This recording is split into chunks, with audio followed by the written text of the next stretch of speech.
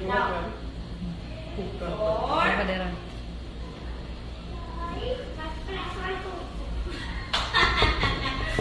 4 plus 1, 2. Prayer position. Oh, close your window. Prayer position. 5. Get ready for the prayer. Again. 1. Stand straight. Sige nga. Oh, are you okay na? Sige. Good job.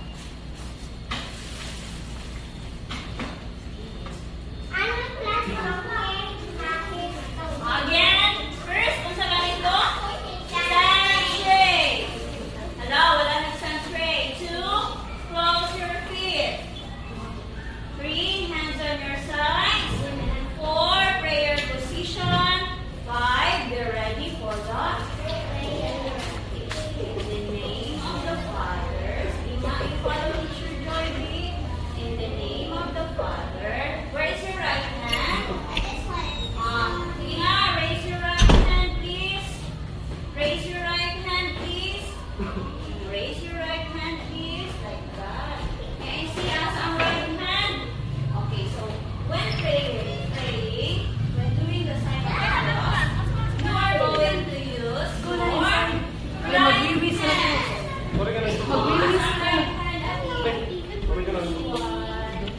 Ito ang klase. Okay, good morning.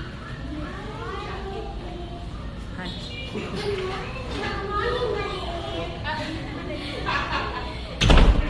Hala.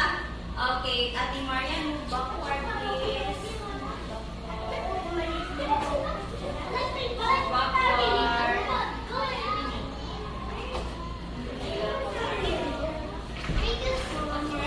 What's her name?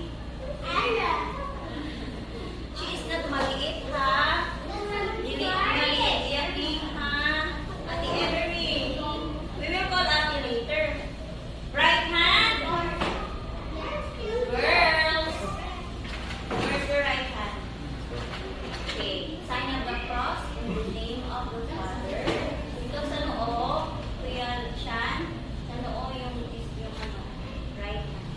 In the name of the Father and of the Son. Sa tummy. Tummy. Again, in the name of the Father and of the Son. Holy. Sige nga, follow the church. Holy Spirit.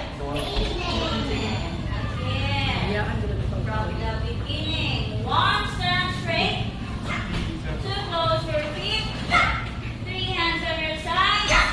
4, prayer position. And 5, be ready for the prayer. In the name of the Father, and of the Son, and of the Holy Spirit. Amen. Okay, like that, ha? What will you do pag mag-pray? Huh?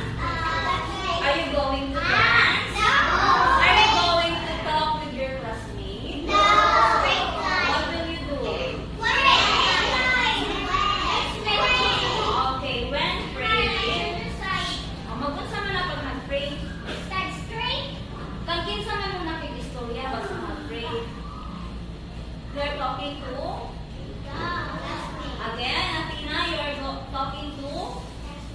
To classmate, pag mag-pray, itong classmate, di na makikita.